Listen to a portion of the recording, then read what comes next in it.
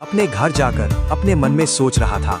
सच में मुस्कान तो बहुत चालाक है। मुनाफे में से तो आधा हिस्सा तो वो दोनों ले जा रहे हैं। मेरे लिए क्या बच रहा है? किसी भी तरह इन दोनों को हटाकर मुझे इस बिजनेस पे कब्जा तो करना ही पड़ेगा। लालची पॉपकॉर्न वाला। बहुत साल पहले फुरफुरी नगर में एक पप्पू नाम का एक व्यक्ति रहता था। उसकी एक छोटी लड़की थी जिसका नाम मुस्कान। पप्पू एक पेंटर था, पेंटर शेड में काम करता था और वहां उसका एक दोस्त भी था जिसका नाम था केशव। केशव था बहुत ही लालची किस्म का इंसान था और धूर्त किस्म का इंसान था। केशव भी वही काम करता था जहां पप्पू काम करता था। एक दिन केशव पप्पू के घर आया और केशव बोला, सुन पप्पू, कितने दिनों तक हम इतने कम पैसे में नौकरी करेंगे? तुझे मुस्कान की शादी के लिए बहुत सारे पैसे चाहिए होंगे और मुझे भी अपने बेटे के पढ़ाई के लिए बहुत सारे रुपए चाहिए होंगे यार। क्या करूं, कुछ समझ में नहीं आ रहा है पप्पू।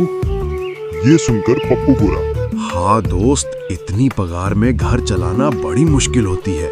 पिछले 3 सालों में मालिक ने हमारा पगार भी नहीं बढ़ाया। इतने में मुस्कान बोली, पिताजी, पैसे कमाना तो एक कला है। अपने तो पगार पे नौकरी करने की ठान ली, इसलिए आपको पैसे कमाने की अच्छी तरकीब भी नहीं पता। जैसे मैं कहती हूँ वैसा करो, बहुत पैसा कमाओगे। क्यों बेटी, इतनी बड़ी हो गई हो कि तुम बड़ों को सलाह दे रही हो? चल बता, तेरी तरकीब क्या है? हमरे गांव में पानी पूरी की दुकान, सोने की दुकान, गोलगप्पे की दुकान, वड़ा पाव की दुकान, समोसे की दुकान, इस तरह कई सारी दुकान है, मगर पॉपकॉर्न की दुकान नहीं है। आजकल की दुनिया लोग तरह तरह के नए पकवान खाना चाहते हैं और बच्चों को भी पॉपकॉर्न बहुत पसंद है। अगर आप लोग पॉपकॉर्न की दुकान लगाओगे तो बहुत पैसा कमा लोगे। उसमें पैसे कितने लगाने हैं, सामान कहाँ से लाना है, मुझे सब पता है।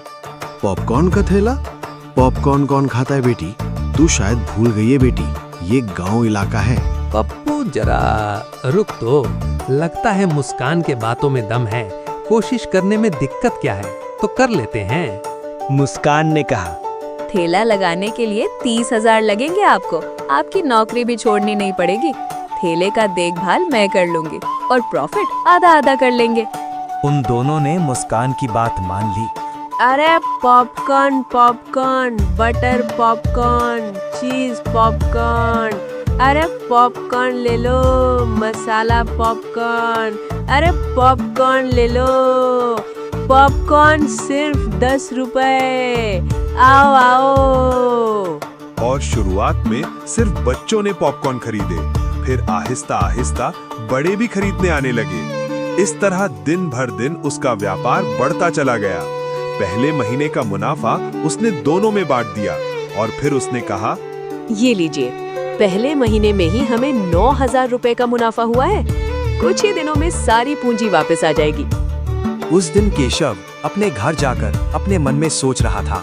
सच में मुस्कान तो बहुत चालाक है। मुनाफे में से तो आधा हिस्सा तो वो दोनों ले जा रहे हैं। मेरे लिए क्या बच रहा है? किसी भी तरह इन दोनों को हटाकर मुझे इस बिजनेस पे कब्जा तो करना ही पड़ेगा। अरे ओ पप्पू, तुम दोनों मुझे धोखा दे रहे हो। मुस्कान ने मुझे गलत हिसाब बताया है।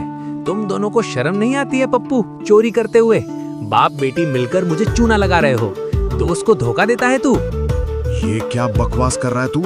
केशव, हम पे झूठे आरोप मत लगा, समझा? मेरी बेटी ने कोई गलती नहीं की। ऊपर से वो जो भी काम कर रही है मुफ्त में कर रही है, समझा तू? हाँ, देख रहा हूँ मैं तुम दोनों का नाटक। मैं तुम्हारे 15,000 लौटा देता हूँ। तुम पीछे हट जाओ इस बिजनेस से, वरना मैं तुम्हारे खिलाफ पंचायत में जाऊंगा। मैं समझ गई, अभी तुम्हारा लोभ बढ़ गया है। पंचायत के पास जाके हमारी इज्जत हम नहीं उतार सकते। हमें व्यापार करने की जरूरत नहीं है। हमें हमारे पैसे लौटा दो। फिर केशव उनके पैसे देके वापस चला जाता है। पॉपकॉर्न, चीज पॉपकॉर्न, मसाला पॉपकॉर्न, सिर्फ 10 रुपए। आओ आओ, पॉपकॉर्न ले लो। केशव के पॉपकॉर्न बिकने लगे और सभी लोग केशव के पॉपकॉर्न खरीदने लगे। फिर एक उसके मन में लालच आ जाता है और वो पॉपकॉर्न में मिलावट वाले पॉपकॉर्न बेचना चालू करता है। फिर कुछ समय बाद से उसके पॉपकॉर्न बिकने कम हो गए और कोई भी उसके पॉपकॉर्न खाने नहीं आती थी। इसीलिए दोस्तों कहते हैं ज्यादा लालच नहीं करनी चाहिए।